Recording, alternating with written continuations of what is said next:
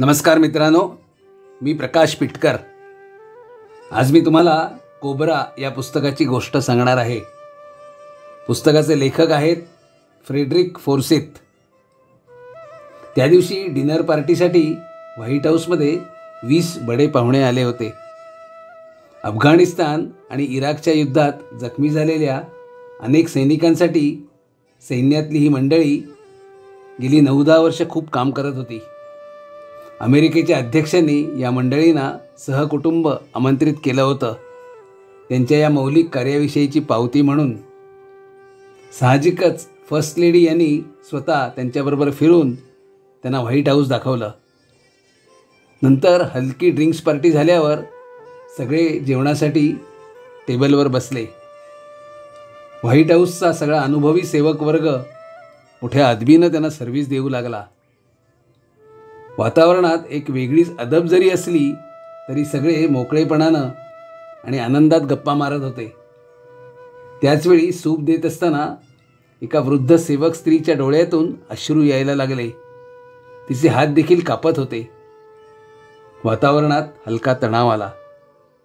हे बघून दुसऱ्या एका अनुभवी सेवकानं त्या वृद्धेकडून तिच्या हातातला तो मोठा बाऊल काढून घेतला. ती वृद्ध सेविका बाजूला गेली. काही क्षणानंतर वातावरण परत नॉर्मल झालं. इतकी वर्ष व्हाईट हाऊसमध्ये नोकरी करत असलेल्या या सेविकेकडून असं झालंच कसं? तिला तर सगळे एटिकेट्स प्रोटोकॉल्स उत्तम माहीत होते आणि ती जागा काही साधीसुधी नव्हती. जगातल्या सगळ्यात प्रतिष्ठित अशा व्हाईट हाऊसमधली होती. इतक्या अनुभवी व्यक्तीकडून असं झाल्यानं फर्स्ट लेडी खूप अस्वस्थ झाली. नक्कीच काहीतरी मोठं कारण असणार. पार्टी संपली, सगळे पाहुणे गेले आणि तिनं त्या वृद्ध सेविकेला बोलावलं. सेविकेनं नजर खाली झुकवून त्यांची माफी मागितली, दिलगिरी व्यक्त केली, जड आवाजात सांगायला सुरुवात केली. तिला त्यावेळी एक फोन आला होता. तिचा 16 वर्षांचा नातू मेल्याची ती बातमी होती. तिला त्या नातवापासून या जगात दुसरं कोणीच जवळचं नव्हतं. तो 6 वर्षाचा असल्यापासून तिनंच त्याला सांभाळलेलं होतं. तो नातू वॉशिंग्टन शहरातल्या एका पडीक बिल्डिंगमध्ये मृत झालेला पोलिसांना मिळालेला होता. त्या मुलाला अंमली पदार्थ कोकेन घ्यायचं व्यसन होतं. फर्स्ट लेडीने हे ऐकलं आणि तिला फार वाईट वाटलं. तिने कशीबशी त्या वृद्ध सेविकेची समजूत काढली. तिचं तर दुःख ऐकून घेतलं. मात्र रात्री बिछाण्यावर पडल्यावर तिनं आपल्या नवऱ्याला, अमेरिकेच्या अध्यक्षाला ही गोष्ट सांगितली. तुम्ही अमेरिकेचे अध्यक्ष म्हणजे जगातले सगळ्यात समर्थ, जगाचा नाश करणाऱ्या या अंमली पदार्थांवर तुम्ही नियंत्रण करू शकत नाही का? ही गोष्ट अमेरिकेच्या राष्ट्राध्यक्षांना नक्कीच शोभत नाही. अध्यक्ष काहीच बोलले नाहीत. काही वेळाने दोघंही झोपले. मात्र अध्यक्षांना काही झोप आली नाही. शेवटी पहाटे 3 वाजता ते उठले आणि त्यांनी फोन उचलला. व्हाईट हाऊसमधलं प्रेसिडेंट ऑफिस 24 तास चालू असतं. जेव्हा माणसाचं सगळं चैतन्य शिथिल झालेलं असतं त्या प्रहराला देखील एका क्षणाचाही विलंब न लावता सेक्रेटरीने फोन उचलला. Yes mister president. प्रेसिडेंटने तिला सांगितलं की तुम्ही DEAच्या म्हणजे ड्रग एन्फोर्समेंट ॲडमिनिस्ट्रेशनच्या डायरेक्टरना मला जोडून द्या. त्यांच्या घरी किंवा ते जिथं कुठं असतील तिथे. त्या सेक्रेटरीला अजिबात आश्चर्य वाटलं नाही. जेव्हा तुम्ही अमेरिकेचे अध्यक्ष असता आणि त्यांना अशा अपरात्री मंगोलियांच्या प्रेसिडेंटशी जरी बोलायचं असलं तरी सेक्रेटरीला ते काही करून करावंच लागतं. त्या सेक्रेटरीने लगेच जॉर्जटाऊन इथे राहत असलेल्या त्या डायरेक्टरना फोन लावला. 10व्या रिंगला त्यांनी तो फोन उचलला. प्रेसिडेंटना तुमच्याशी बोलायचं आहे. एक क्षण प्लीज थांबा, मी जोडून देते. प्रेसिडेंट त्याला म्हणाले, सॉरी, तुम्हाला अशा वेळी त्रास द्यायला लागतोय. मला काही माहिती हवी आहे, एखाद्या वेळी सल्ला देखील. तुम्ही मला व्हाईट हाऊसमध्ये उद्या सकाळी 9 वाजता भेटू शकाल का? ही खरं तर त्यांची कर्टसी असते. त्या माणसाला देखील हे माहीत असतं. अध्यक्ष सूचना आणि हुकूम देतात. डायरेक्टर होय म्हणतो. प्रेसिडेंट फोन ठेवतात. तो डायरेक्टर नंतर झोपत नाही, निघायच्या तयारीला लागतो. कोब्रा पुस्तकाची अशी जबरदस्त सुरुवात होते. प्रेसिडेंट त्या डायरेक्टरला सांगतात की मला कोकेन आणि त्याच्या ट्रॅफिकिंगबद्दल सगळी माहिती हवी आहे, डेटा हवा आहे, सगळ्या बेसिक गोष्टी मला जाणून घ्यायच्या आहेत आणि ही माहिती टॉप सिक्रेट राहिली पाहिजे. 2 दिवसांनी तू मला त्याचा रिपोर्ट दे. प्रेसिडेंट त्याच्याशी हात मिळवतात. त्याला कळतं की मीटिंग संपल्याचा हा इशारा आहे. त्याच दिवशी प्रेसिडेंट पोलीस, सेनाप्रमुख यांना देखील बोलवतात. मोठी मीटिंग होते. त्यात मोहिमेसाठी यासाठी खास वेगळा विभाग उघडायचं ठरतं. सगळ्या यंत्रणेला पुरेपूर वेढलेल्या या कोकेनच्या व्यवहाराला जर टक्कर द्यायची असेल तर तसाच कार्यक्षम, निर्दय, अनुभवी माणूस हवा. खूप चर्चेनंतर त्या नवीन विभागाचा प्रमुख म्हणून CIA माजी, अत्यंत कर्तबगार, धाडसी आणि प्रामाणिक अधिकारी डेव्हेरॉक्स याचं नाव सुचवलं जातं. तो जेव्हा CIA नोकरी करत असतो तेव्हा त्याच्या भन्नाट कामगिरी बघून त्याला सगळेजण कोब्रा या नावाने ओळखत असतात. डेव्हेरॉक्स ही नेमणूक मान्य करतो, मात्र तो अनेक अटी प्रेसिडेंटना घालतो. तो म्हणतो की मी सेना प्रमुख, CIA प्रमुख, पोलीस प्रमुख या कोणालाही रिपोर्ट करणार नाही. त्यांचे हुकूम मी मान्य करणार नाही. मी फक्त तुम्हाला रिपोर्ट करेन आणि तुमच्याच ऑर्डर्स मान्य करेन. या मोहिमेसाठी लोक निवडण्याचं काम फक्त मीच करेन. त्याचं बरोबरच असतं, कारण अगदी सैन्य दलातली टॉप सिक्रेट्स देखील लीक होतात. तिथे देखील भ्रष्टाचार रस्त्याने गोष्टी बाहेर जातात. त्यात कोकेनच्या आंतरराष्ट्रीय व्यापारात अनेक मोठे राजकीय नेते, मंत्री, सरकारी अधिकारी, बंदर अधिकारी, मोठमोठ्या जहाज कंपन्या कार्यरत असतात. प्रामुख्याने दक्षिण अमेरिकेतल्या कोलंबियासारख्या देशातून हे कोकेन अमेरिकेत, युरोप आणि नंतर जगभर जात असते. लाखो करोडो कोटींचा व्यवहार यात असतो. प्रेसिडेंट डेव्हेरॉक्सच्या सगळ्या अटी मान्य करतात. हा कलंदर आपली ही भन्नाट मोहीम सुरू करतो. यासाठी तो $2 बिलियन प्रचंड बजेट मागतो.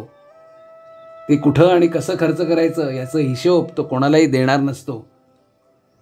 त्याने मागितलेले हे बजेट आणि सगळ्या त्याच्या अटी त्वरित मंजूर केल्या जातात. दक्षिण अमेरिकेतल्या कोलंबिया देशात ईशान्येपासून नैऋत्येपर्यंत 2 उंच पर्वतरांगा आहेत. त्यात मॅग्देलेना या नदीचं खोरं आहे. पलीकडच्या दोन्ही बाजूंना अनेक नद्या, खोरी आहेत. यातल्या काही नद्या पॅसिफिक महासागराला मिळतात, तर काही नद्या ॲमेझॉन नदीस मिळतात. हा सगळा मोठा प्रदेश कोकेनचं बलाढ्य राज्य आहे. इथला डॉन डिएगो हा सगळ्याचा मुख्य माफिया आहे. अर्थात अनेक मोठमोठे माफिया, किंग्स, त्यांची मोठमोठी कार्टेल्स देखील कोकेनच्या व्यापारात आहेत. अनेक मोठमोठ्या व्यापारी जहाजातून, ऑइल टँकर्स, अशा सगळ्या प्रकारच्या जहाजातून हे कोकेन प्रामुख्याने अमेरिका, युरोप आणि इतर देशात नेलं जातं. ही सगळी जहाजं धान्य, फळफळावळ, ऑइल, इतर अनेक गोष्टींची ने-आण करत असली तरी प्रत्येक फेरीत त्यात मोठ्या प्रमाणात कोकेन लपवून नेलं जातं. या सगळ्यात प्रत्येक देशाचा कस्टम विभाग, नौसेना पोलीस, कोस्ट गार्ड्स, बंदर विभाग, स्थानिक पोलीस सहभागी असतात आणि या सगळ्यांना राजकारण्यांचा मोठा आशीर्वाद असतो. डेव्हेरॉक्सची मोहीम सुरू होते. तो 2 जहाजं विकत घेतो. ती भारतातल्या गोव्याला पाठवतो. त्यांचं संपूर्ण आधुनिक परिवर्तन करण्यासाठी. त्यावर अत्यंत पॉवरफुल छोटी विमानं, सगळी अतिप्रगत साधनं लावली जातात. प्रेसिडेंटना सांगून तो अटलांटिक महासागरात एक बेट देखील घेतो. सगळ्यात पहिल्यांदा डेक्स्टर या आपल्या माजी अधिकाऱ्याला या मोहिमेत स्वतःच्या मदतीसाठी तो रिक्रूट करतो. अनेक हुशार तरुण भरती करतो. उत्तम कॉम्प्युटर जाणणारे तरुण देखील तो घेतो. त्याची सगळी टीम मग कोकेन कार्टेल्सचा कसून अभ्यास करायला लागते. त्यांचे लागेबांधे, त्यांची व्यापारी जहाजं, त्यांचे मार्ग, अमेरिका, युरोपमधल्या भ्रष्ट कस्टम अधिकाऱ्यांची नावं, त्यांची डिटेल्स, या सगळ्याचा जोरदार अभ्यास केला जातो. नोंदी ठेवल्या जातात आणि मग मात्र तो कोकेन तस्करांच्या मागे हात धुवून लागतो. आपले अनेक लोक तो त्यांच्यावर सोडतो आणि हे सगळं कमालीच्या गुप्ततेनं केलं जातं. स्वतःचे फोन नंबर्स, जागा वारंवार बदलत ठेवतात. कोणाला अजिबात थांग लागू देत नाही. सर्व्हिलन्स टेहळणी ठेवायला तो अत्याधुनिक सॅटेलाइट्स वापरतो. जहाजांवरच्या हालचाली बघायला, जहाजांचं निरीक्षण करायला अत्याधुनिक उत्तम क्षमतेचे ड्रोन्स देखील तो वापरतो. अगदी जहाजांवर हल्ला करायला देखील तो ड्रोन्स वापरतो. यात अनेक मोहिमा, हल्ले, शोध मोहिमा येत जातात. हेरगिरी कमालीच्या उंचीवर जाते. डेव्हेरॉक्स आपला सगळा अनुभव, धाडस पणाला लावतो. गुप्तपणे कोकेन घेऊन जाणारी कितीतरी जहाजं मग रहस्यमयरित्या समुद्रात बुडवली जातात. प्रचंड मोठी व्यापारी जहाजं अचानक नाहीशी होतात. ती कशी बुडाली याचा या कानाचा त्या कानाला पत्ता लागत नाही. इन्शुरन्स कंपन्यांचं दिवाळं निघतं. कोकेनच्या व्यापाराचा पार कणा मोडत जातो. त्यांच्यात मग भयंकर टोळी युद्ध देखील होत जातात. अनेक माफिया, कार्टेल्स यांची पार धुळधाण उडते. महाप्रचंड आर्थिक नुकसान होतं. अमेरिकेची, युरोपची राज्यव्यवस्था पार हादरते. त्यांच्यावर प्रचंड दबाव यायला लागतो. शेवटी प्रमुख माफिया डॉन डिएगो याला खूप प्रयत्नांनी यश येतं. त्याची माणसं शेवटी डेव्हरॉक्सला गाठतात आणि त्याला गोळ्या घालून मारतात. मोहीम काही काळाकरता जरी यशस्वी मानली गेली तरी शेवटी नार्कोटिक्सचं हे काळं विश्व परत त्याच वेगानं आणि ताकदीनं कार्यरत होतं. आपला विळखा अजून घट्ट करत जातं. अफलातून गोष्ट आहे. तुम्ही हे पुस्तक जरूर वाचा. तुम्हाला सांगू का, मी 11वीत असल्यापासून म्हणजे 1978 सालापासून पुस्तकं वाचायला लागलो. सुरुवातीला डिटेक्टिव्ह पुस्तकं, त्यातले कॅप्टन दीप, गोलंदाज असे अनेक हिरो त्या पुस्तकातून असत. त्यांनी अक्षरशः मला वेड लावलं. वाचनाचा तो जो नाद त्यावेळी लागला तो नंतर वाढतच गेला. अनेक विषय वाचले गेले. पुस्तकं मला थोडी थोडकी नाही तर गेली 40-42 वर्ष व्यापून आहेत. या पुस्तकांनी जगाच्या, निसर्गाच्या, विज्ञानाच्या, मानवी कर्तृत्वाच्या अनेक कल्पनेपलीकडच्या गोष्टी मला सांगितलेल्या आहेत. आजही सांगत आहेत. ही पुस्तकं मला रोज सांगतात, अरे बाबा, तुला या जगातलं काहीच माहिती नाही आहे. तू खूप अज्ञानी आहेस. तुला हे समजतंय का? लक्षात घे. आणि मग मात्र पुस्तकं वाचायची मनातली इच्छा अजून प्रबळ होते. अजून एक गोष्ट सांगू का, इंग्रजी पुस्तकं अतिशय रंजक आणि सुंदर असतात. त्यातलं इंग्रजी फार कठीण नसतं. आपण थोडा जोर लावला पाहिजे. सुरुवातीला नक्कीच थोडं अस्वस्थ व्हायला होतं, पण सवयीने आणि निग्रहाने हळूहळू मजा यायला लागते. तुम्ही खूप पुस्तकं वाचा, पुस्तकांच्या या गोष्टी ऐका. खूप मजा येईलच, पण समृद्ध देखील व्हायला होईल. तर मंडळी, निरोप घेतो. पुन्हा भेटूच अशा वेगळ्या मस्त पुस्तकाची गोष्ट ऐकायला. नमस्कार.